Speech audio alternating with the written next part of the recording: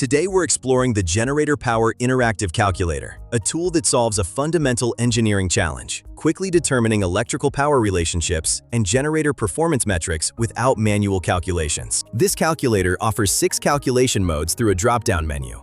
You can calculate real power from voltage and current, calculate current from power and voltage, calculate voltage from power and current, calculate apparent power and reactive power, calculate generator efficiency, or convert between kVA and kW. For our demonstration, let's select Calculate Real Power from Voltage and Current. Next, choose your system type, either 3-phase or single-phase. We'll select 3-phase for this example. Now for the input fields, enter your voltage in volts. Let's use 480. For current in amperes, we'll input 125.5. The power factor, represented as cos phi, is crucial. We'll enter 0.85, typical for industrial loads.